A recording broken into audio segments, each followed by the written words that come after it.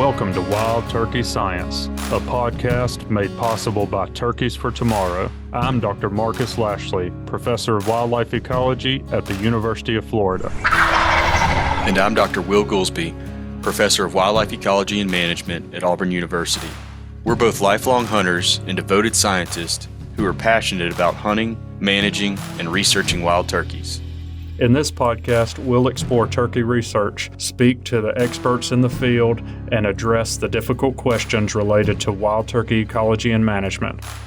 Our goal is to serve as your connection to wild turkey science.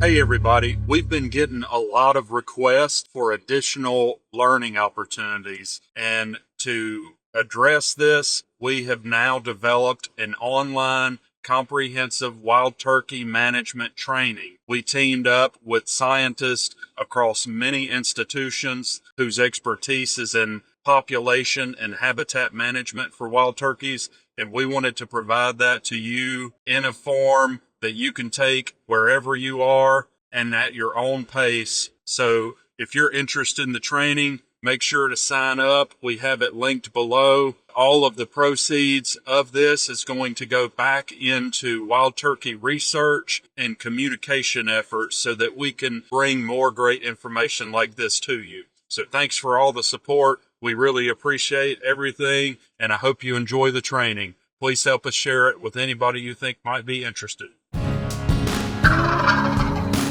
That's interesting. So I ran 5 shells, including the one that malfunctioned, and they all fired. And then I ran a box of 7.5s, 25 rounds. I could not get it to misfire again. I don't know why. I don't know what happened. Well, 30 shots. I mean, that's a pretty good. That's a pretty good lead in. Why don't you go ahead and tell what led up to you shooting an entire box of shells through your 410? Well, I didn't intend for this to be on the air, but since we're here. Well, I'm recording, so I get to be the host that asks the uncomfortable questions today. Oh, okay. Is that how we're going to do this? I actually got to hit record today, so that was exciting. Yeah. So we've been doing a lot of hunting, and I went hunting in North Mississippi with several folks. In fact, some of the stuff I wanted to talk today about came from a discussion with me and Adam Butler, who we've had on the show. He and I got to hunt a little bit together, and I thought it'd be a good idea to talk about some of those things because folks have turkeys on their mind right now, right? One could imagine. So we, me and a guy named Hearn Foster that got his master's at Mississippi State University, known him since his graduate days. He and I went out hunting together and got all over the birds. I will remind everybody, I have started hunting with a 410, and I have for about a week mainly used the wing bone and trumpets. I've been trying not to use other stuff, so I've gotten quite an interesting response from quite a few turkeys from that. I feel much more confident. We'll just put it that way, because they've been responding pretty positively to those calls. But anyway, we got on a bird that we had multiple choices, and we picked this one because we thought we could get in really good position on him. We were pretty sure he was by himself, and he was gobbling, just on fire. And we went and got set up about 80 or 90 yards from him. He's just over the crest of a hill in the creek bottom. When he struts to the right, he's in this little area that he's strutting. When he gets to the right side of the area he's strutting in, I can see him through the woods. And when he goes to the left, he's hidden by the crest of the hill. So, we're in these hardwoods. if you go 50 yards up the hill, it transitions into open pine that's about 50 basal area, and it's been burned just recently. So really good, rolling hills, open pine with hardwood bottoms, and the hardwoods are mature and open. Mm-hmm. So really nice setup. We messed with the turkey for about maybe 45 minutes or an hour. That turkey gobbled at everything. A leaf fell off a tree and he's gobbling at it. Yeah. I saw a squirrel over there, and he starts barking. The turkey gobbles at that. Yeah. Every sound in the woods made the turkey gobble, which made us feel really good, right? Because everything we did, he gobbled at it. But he would not commit to us. He wouldn't cross the creek. So finally, her and I put Should have together a showed. game plan. So you showed him that fan, right? Oh no, we didn't have no decoys, no fans. There was none of I was making a play on that. last week's episode. Yeah. Well, if somebody would have wanted to do that, I can understand. That was a pretty frustrating turkey because he just stayed where he was and wasn't going to have us. Yeah. Even though he's alone, it's like 8:30 in the morning. He's still gobbling on fire and all by himself and won't come to us. And the creek, it's not like it's a 40-foot wide creek. I'm talking about like a little ephemeral creek that you can just step in and step over it. Mm-hmm. Anyway, this bird's doing that. So he and I put together a game plan that for that morning I was on the gun. So Hearn took his slate call and played a runaway hen on him. Mm-hmm. So that was our gameplay. And so about every 15 or 20 yards, Hearn did a little soft yelp like he's going back up the hill. And he ended up getting up maybe 80 to 100 yards up the hill from me. And the turkey just lost his mind and he came in perfect. Mm-hmm. So he comes walking in to my right. I'm pointed where I thought he was going to come out, and he was a little right of that. And you're I sitting can't here turn. thinking this is too perfect. Yeah, well, it looked like it was going to go past me, and I wasn't going to get a shot because I was in a root ball from an oak that had fallen down. Yeah. And if he had kept going to my right, I wouldn't have been able to turn. Yeah. And Hearn is way up the hill, so he can't clean up either. So, at first I was like, oh no, that's what's going to happen. And Hearn's up there, meanwhile, eating popcorn, watching me with binoculars. He's up there watching all this go down and like he's in the upper deck of the stadium. And anyway, this turkey comes in and he's going to my right, and I'm like, oh no. But then he just turns and comes right up the hill and he walks right into my scope, 15 yards, standing there. And I pulled the trigger and click. Mm. And I paused and I was like, what just happened? And everything's in slow motion now because I'm panicking and the turkey's panicking. And you shoot an auto loader. Yes. So I thought, did I not load the gun? No, I definitely loaded the gun. And, I'm like going through this checklist, which is over the course of about a quarter of a second. I've gone through a checklist and I was like, I loaded the gun. I know that the action was sealed. I don't have any option here except to try to rack another shell. And I'm going to have to do that before he gets out of here. And remember, there's that little crest of the hill. Mm-hmm. So he doesn't have to go but about 5 steps and then he's gone. Mm-hmm. So I racked another shell, and by the time I got it racked, I could see maybe a foot, his head and down a foot. So I could still shoot, but he was behind stuff, and I could not get back on him. Yeah. Mm. And anyway, I'm just devastated. Her and I had a really special hunt. It was a really amazing experience. One of the most gobbling turkey hunts that I've ever been on. It was just amazing. And for it to end with that was a bit anticlimactic, if you might. Yeah. So like we did all of it right and beat him and got him into 15 yards, and we get a click. And Hearn's watching me through the binoculars, and he heard him put. The turkey ran in 3 different directions when he was getting out of there at the same time. I don't even know how he did it. He looked like Fred Flintstone's what I told them. He was running. He ran 3 different directions, and his head was still in the same place, and he didn't even move. So it was I just, know how exactly what whenever you're I know exactly what you're talking about is the bad thing. yeah. Well, when you're panicked and like you're in that, that moment that's just like stretched out and it's like at shutter speed, and everything's so vivid Yeah. during that. Yeah. But Hearn said he was watching me through the binoculars and he couldn't see what happened. He thought the turkey came to the right and saw me Yeah. because he knew I wasn't going to be able to turn either. Yeah. But it was the only cover in the woods. It was the Yeah. only cover we could get to, so that's why I was sitting like that. But anyway, he said he's watching me through the binoculars, and he said for solid several seconds I didn't move.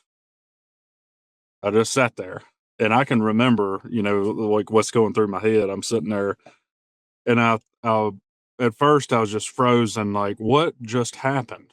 I cannot understand this. And then he sees my hands kind of sprawl out to the sides of the tree, which I was like, what happened? And I literally had my hands out, Mhm. like in disbelief. And then it hit me that I threw a shell out. I know I heard a click. Like, what? Let me find the shell. So then he says I roll over and I look like I was digging around in the leaves, and he couldn't figure out what I'm doing. Mhm. And I finally dig up the 410 shell, and it has a dented primer where the pin had hit it.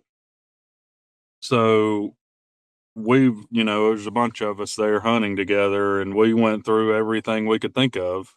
Was the action not set? Was it, you know, this or that? And we didn't have any ideas. And one of the guys said, well, mate, the only time that's ever happened to me, I, uh, I had dropped a shell in the water when I was duck hunting. And he said that when he shot that shell, he had some pintails work in. And when he shot that shell, the pellets just literally rolled out of the end of the barrel. Yeah. And I was like, it just like hit me real fast. Oh my God. You remember the story about the turkey last week that I hunted in the rain for 4 hours? Mhm. So that was our prevailing hypothesis. Yeah. And since then, because I don't want that to happen ever again, right? Mhm. Uh, Also, I know there's a bunch of folks out there, you know, uh, listening to this. uh, like stuff like this happens and it's embarrassing, but here we are laying it out for the world to hear it, you know. Uh, but I try to take great care in making sure that stuff like that doesn't happen. So, I came home and I was with my dad, and we were trying to go through everything, figure out what is going on. And I fired 4 more shells of my turkey loads. I then fired a box of 25 7.5s, Mhm. and I fired the shell that misfired, Right. and all of them shot fine. Wow. 30 rounds through it, and we could not get it to misfire again. So I don't know what happened. So if we have a gun expert out there that has ideas on what happened, there was a pin mark in, it was dented, and the shell didn't go off, but it did the second time. Yeah.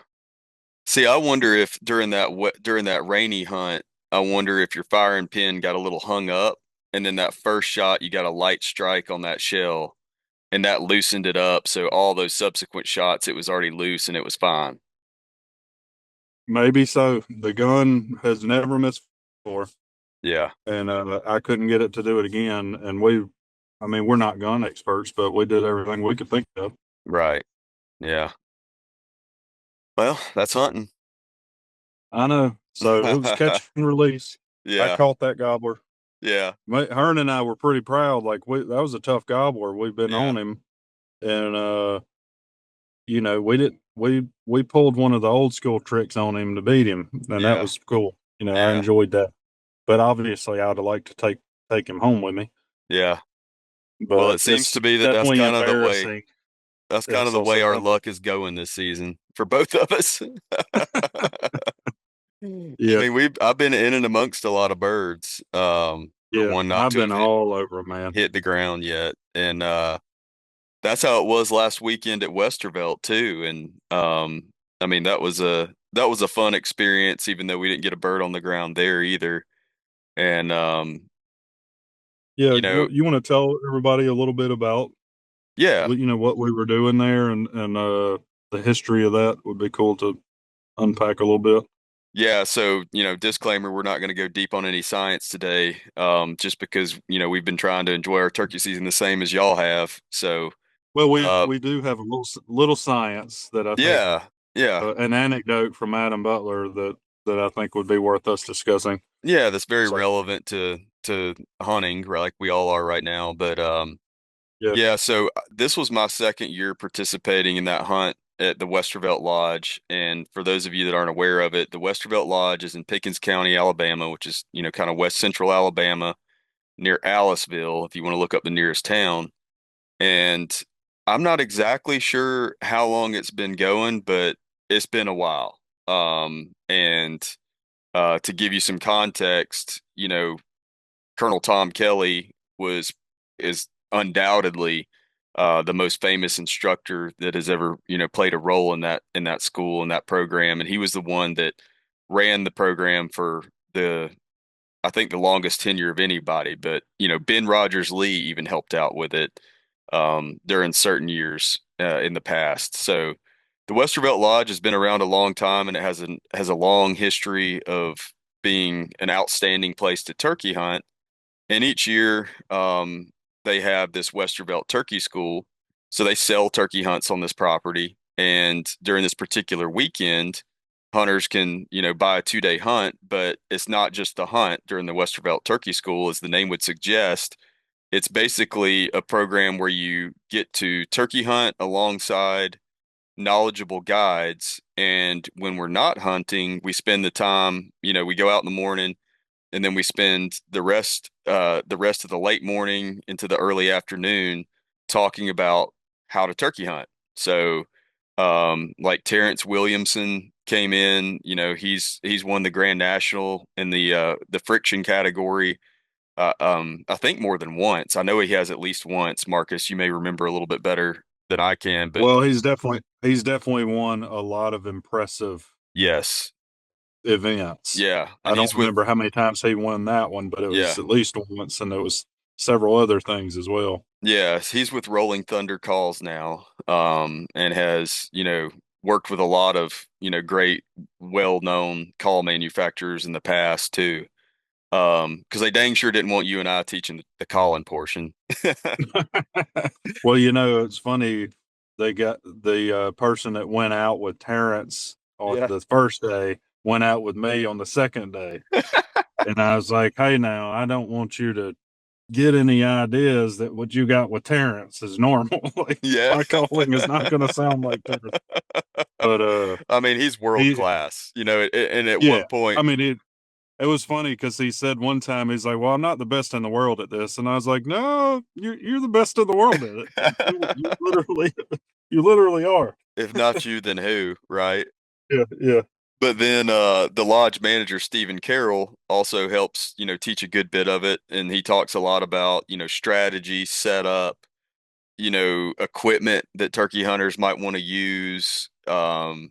We go through various different scenarios. Hunters get to pattern their guns, they get to learn how to estimate range. Essentially, it is a comprehensive, kind of like our Habitat Academy was, but instead of focusing on habitat management for turkeys, it's just focused on hunting turkeys.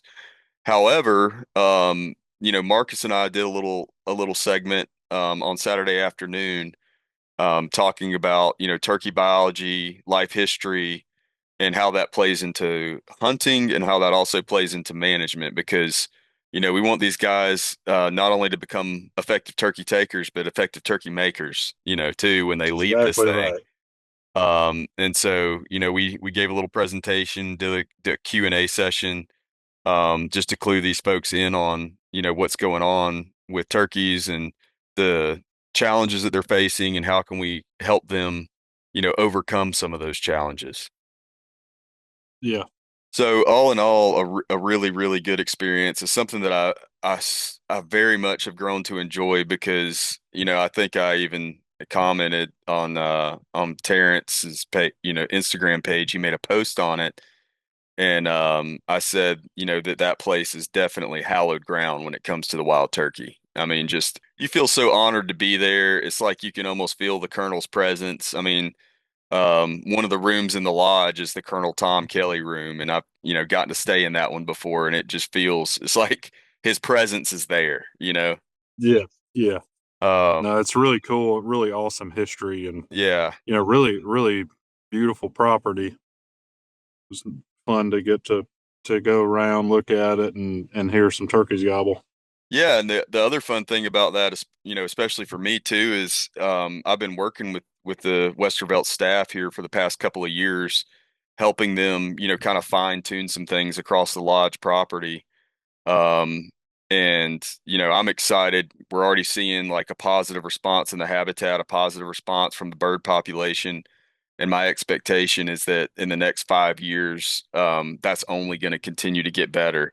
In that being said, they already have a very solid turkey population, but we're trying our best to take it even further, to the extreme of that density that we could potentially achieve. Yeah. Yeah, that's good stuff. Which kind of leads us up to Well, what we I wanted to was touch just on about to today. say, Yeah, I was about to say, since you brought up density, I think that's a good segue for us to talk about that some. So I yeah. mentioned a few minutes ago that I got an opportunity to hunt with Adam Butler, and that was a lot of fun. We got on a bird, and he was hot, and we gobbled and gobbled, and he kind of started easing away from us, and we got on X and worked out a plan and did a button hook on him, got in front of him, and got him to about 70 yards. And a hen showed up in between us. She just popped out. And he, of course, would rather have a real hen than us. So he got with that hen and she led him back where we came from. And we never heard from him again. It sounds like that hunt I had in South Carolina a couple weekends ago. Yeah.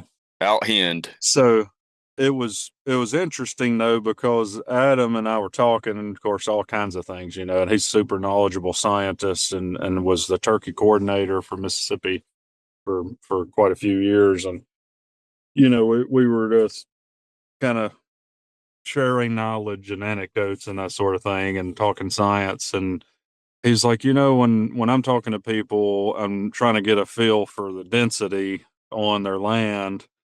And he's like, this place that we're on, we've got a high density because we had heard at least 8 individual birds and potentially a ninth the morning before. We, Me yeah. and Hearn. Can we pause right there for a second? Yo, So I've only had the pleasure of having a few hunts where I ever heard that many birds. I've had a handful of places that I've gotten to hunt where they're just everywhere. It's almost 360 degrees. There's a good goblin bird, yeah. you know? Well, Hearn and I at one point on the first morning they were really hot. Yeah, We were in the middle of birds. They're all on the ground at 7:30 in the morning. yeah.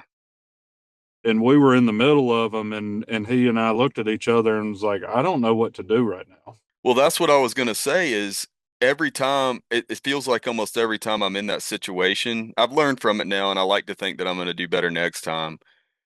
But every occasion, I don't know about you, but every occasion where that happens, I feel like as soon as a bird shuts up for like 3.5 minutes, I find myself going to another bird. And what do you end up Yeah. doing? You're following the gobble, what you're You're doing. fall, you just keep chasing the gobble, and you end Yeah. up with empty-handed because you Right. don't sit Well, there and work a bird long enough. yeah. Well, and what we did, we, It's a good problem to have. yeah, Hearn and I sat there and we don't know what to do. So what we did is we studied every bird, and there were multiple ones that we thought it was more than one bird together. Right. But what we ended up doing is we picked the one we studied where all of them were in relation to where we were, what we thought that they might do, and we picked the one that we thought we had the most advantage on because of where it was and where we thought it would and where we could get to safely to pursue it. Well, We that's the still way it came ought out to of it be empty done. handed. Yeah. We came out of it empty handed, but it was because of the misfire. Right. We otherwise did that right, but I think that was a testament to when you get in that situation, figure out the one that is the best opportunity that gives you the biggest advantage and commit. That would be my advice under Yeah. most situations, at least. Yeah. Now, if one just shuts up and you got another one that gobbles 300 times right over the hill, you know, it's hard not to pursue that. And it's a Yeah. lot easier to stay on a bird that's gobbling, obviously. So, Right. uh, anyway, that's a remarkable morning. Like hearing that many birds. Like I remember hearing birds like that when I was a kid, Hmm. and I have not had that many hunts like that since. Right.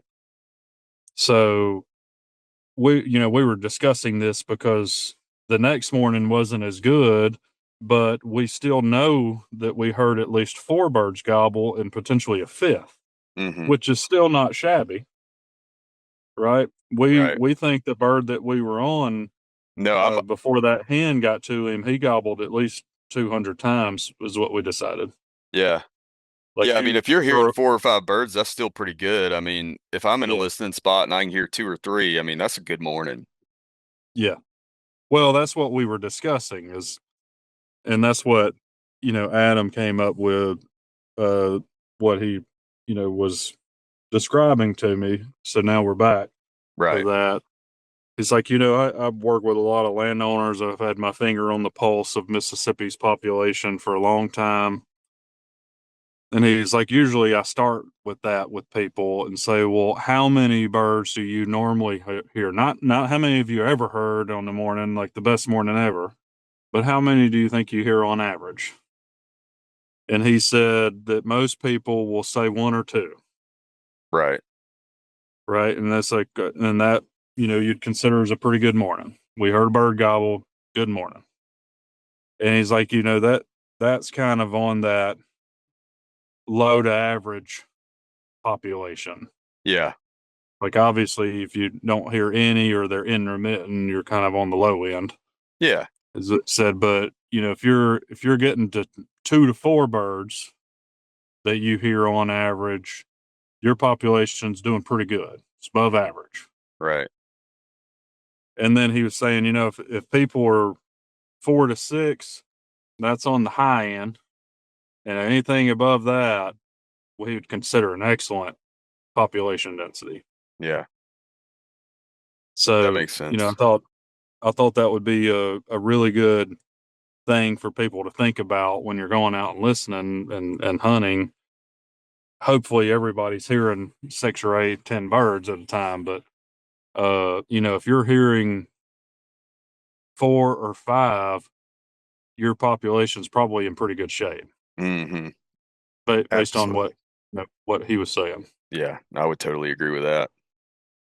And I think that that's especially useful considering that we really don't have a great way of indexing turkey populations that we've, scientifically validated other than, I mean, gobble counts have been used to index turkey populations for a long time. And, there's some assumptions in there that may not hold true in every circumstance, but, it can provide an index. And what that means is that it's related to the population size, but it's not an exact measure of the population size.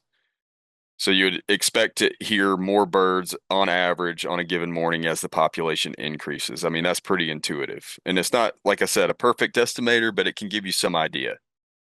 Right. And it's not a measure of how many gobbles you hear necessarily. Hmm. It's how many individual gobblers do you know that you heard? Right.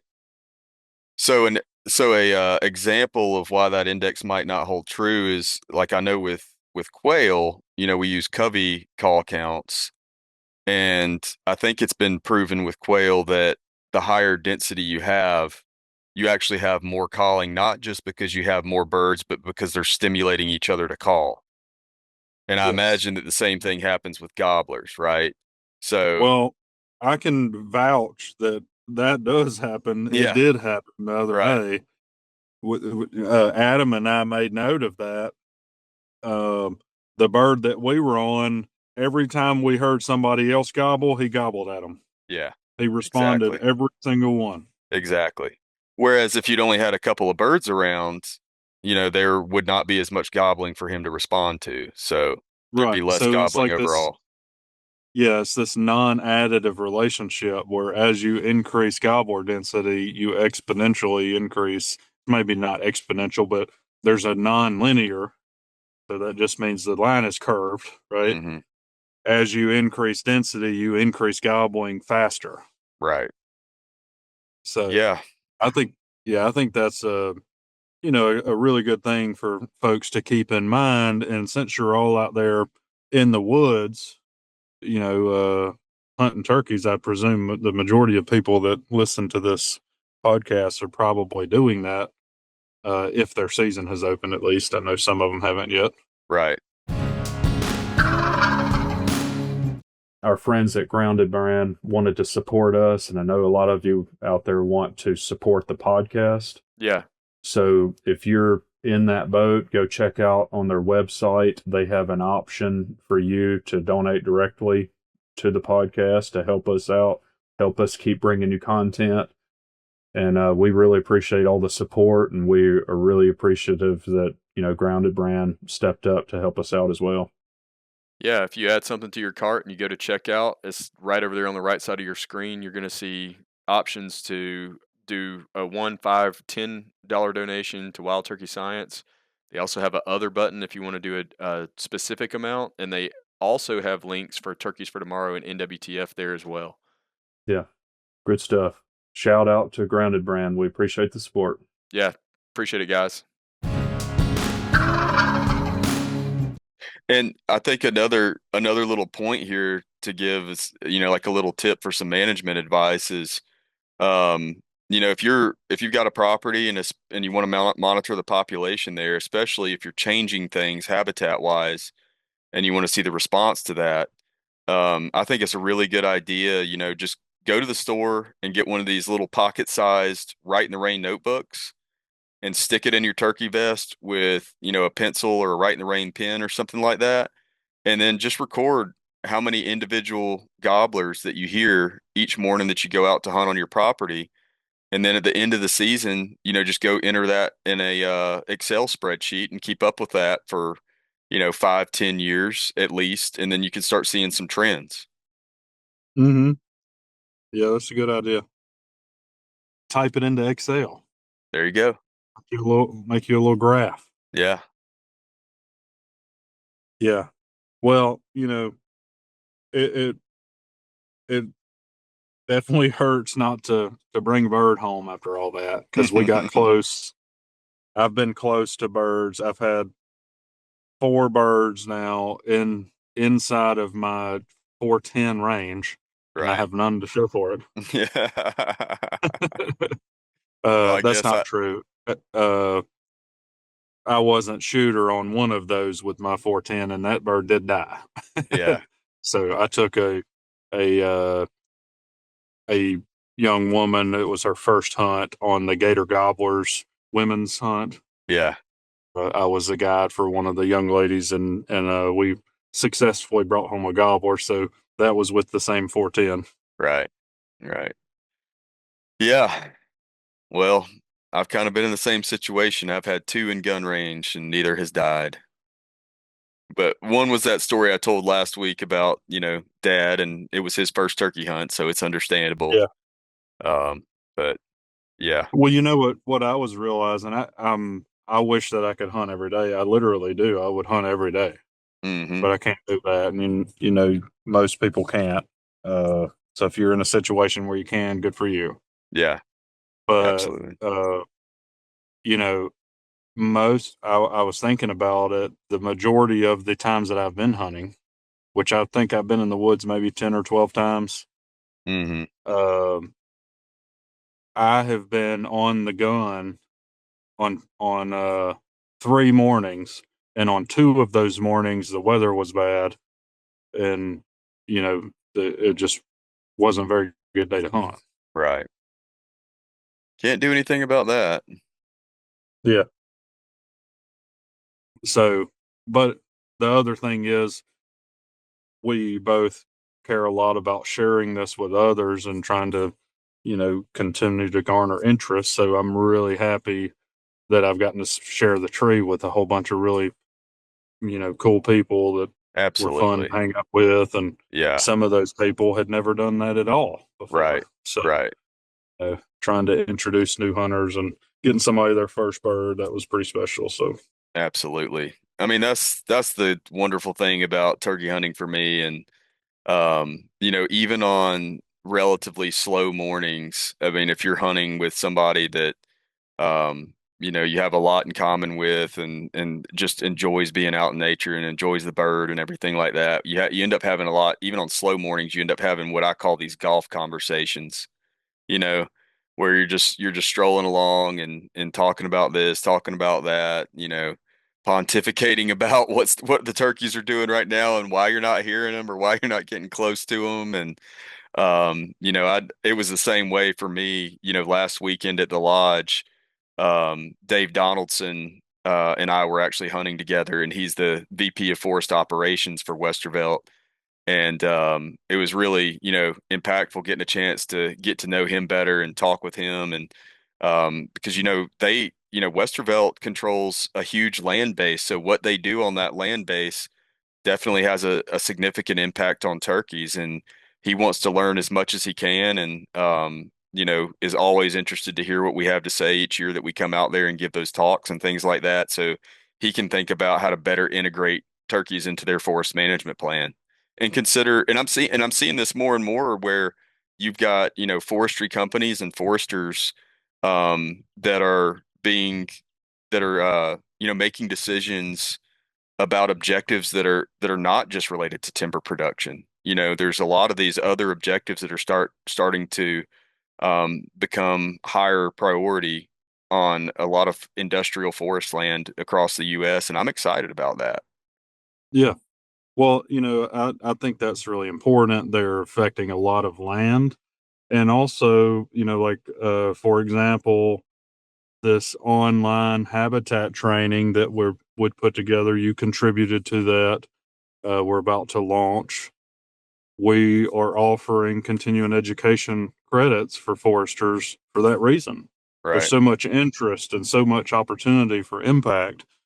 Making that something that's lucrative for folks that need continuing education for Yeah. their own professional development and success. Uh, any way we can do that, I'm really excited, I guess, for all the interest and trying Absolutely. to figure out ways to get more knowledge in front of people to help them make good decisions that benefit turkeys. Right. Uh, you know, I think that's a really cool thing. Yeah. Another example I'll give you is I'm going to speak next week. Well, I guess it's this week, that week this episode airs, to a group of consulting foresters at the Forest Investment Associates annual conference in Atlanta. And they specifically wanted me to talk about, wildlife considerations in forest management because they're seeing increasingly that their clients want the land that they're investing in managed for a diversity of objectives. Yeah. So wildlife are getting more and more consideration there. Yep. Well, So that's a great opportunity to make a big impact, and it's like you said, it's really awesome to see professionals across disciplines that have a really big influence on land management. right, The vested interest that they have in developing knowledge and applying that on the landscape. absolutely. So I was going to ask you, I have not worked with Westervelt as closely as you, especially in their land management decision making, but I got the impression that they are leaders in some different ways. Yeah, So yeah, do you want to talk about any of those things, like some of the cool things that they are engaged in? yeah. So yeah, talking about leading, I mean, one of the things that they've done that they did recently that really impressed me is not long after shortly after the discovery of chronic wasting disease in Alabama, they decided to ban baiting and feeding on all of their leased timberland, that hunters can lease out. And so I felt like that was very conservation minded and forward thinking. Not the most Also very popular. difficult It's to difficult. navigate Yeah, because of the politics and everything of it. right. Yeah. But I mean, kudos to hunters. I mean, they've still had no problem leasing all their land, even with that policy in place. I've also seen, as a company, they tend to do some, implement some forest management practices that are more wildlife friendly and extend the amount of the duration of usable space throughout a pine rotation. So planting it a little bit, lower planting density in certain areas, leaving some wider road shoulders in certain areas. Yeah, I And was really then, impressed with yeah, that. yeah, Their roads were daylighted in a lot of areas. right, right. And then they're using some fire on timber company land. Hmm. They're not burning all their acreage on a standard return interval, but they are burning some of it, just depending on the site specific factors and a variety of different things. So, the other thing is they've always had a very strong stable of biologists there as well. I mean, several guys that I think they have, like, I don't know, 9 or 10 biologists on staff. And many of those are guys that we have worked with or guys that Craig Harper has worked with in graduate school. And these are guys that really know their stuff, and they're outstanding habitat managers and outstanding managers of wildlife populations. Yeah, no, that's really cool. And what I was going to add a minute ago, I know folks get irritated or upset uh, with land management on lands like this or public lands or whatever. And what you have to keep in mind, they still have to make money. They're still, managing timber for timber production on that land. Yeah, And it's really impressive to see them make some decisions. Like you were saying, they're not going to do that everywhere.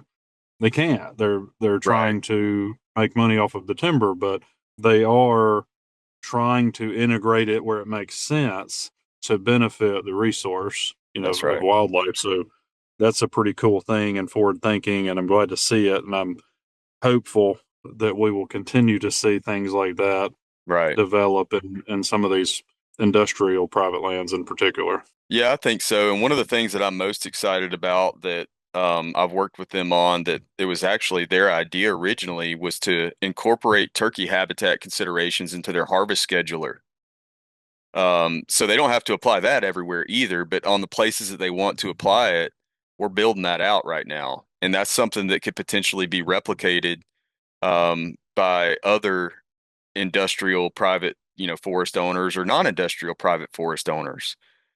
So, basically when you're evaluating whether or not to harvest a stand, it considers things like, like movement corridors, how much brooding covers in the area, how much nesting covers in the area.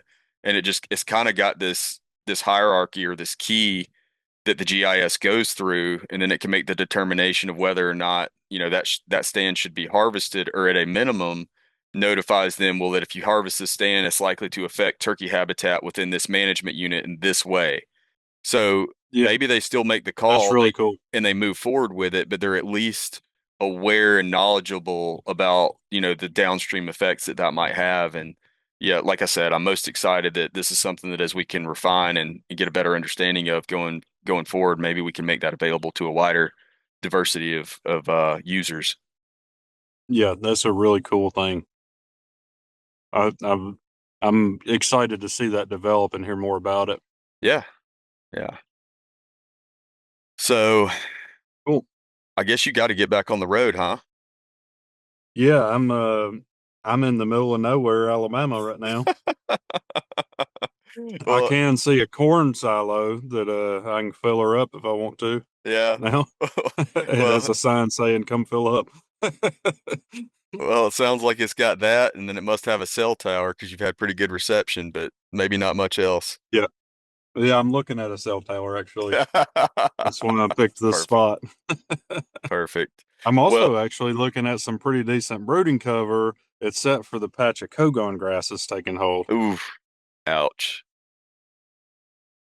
Well, that was, a little bit lighter on the science side of things than our typical episode, but we hope y'all will have a little bit of patience and understanding with us, given that it is right in the middle of April right now. Um, and I Well, think and that we've got some pretty hard hitting science coming too. We've got a absolutely, couple of things coming. absolutely, we've got an interview with some of your folks coming up next week down there in Florida, so that'll be a Yeah, good that one conversation. I think that one's going to be pretty important, particularly for biologists. Yeah, yeah, So it'll be really good for the hunting community to see where, funding, how it's being used to improve things for turkeys. But I think it has some real value because these folks have helped put together a really, really powerful program that hmm is getting a lot of good habitat on the ground for turkeys. So yeah, they're going to talk about how they did that and how we might replicate that elsewhere. right. And I'm sure we'll get on the topic of Osceolas a little bit too. So I'm looking forward to that. Yeah, man, we've got some good stuff coming on them. Yeah. Just waiting for the journals to say accept. All Yeah, right. Well, cool. Well, I hope the rest of your drive goes well. Hope you drive safe, and hopefully we'll get on one more hunt this year. If we get some time. Yeah, that'd be cool. I hope so. All right. Yeah, appreciate it, everybody. Thanks for listening. We appreciate all the support, the comments. Make sure you sign up for our online habitat management course. We should have it linked in the show notes for you. And hope you go get you a bird, Will. Yeah, me too. We'll talk to you later. Wild Turkey Science is part of the Natural Resources University podcast network and is made possible by Turkeys for Tomorrow, a grassroots organization dedicated to the wild turkey. To learn more about TFT, check out turkeysfortomorrow.org.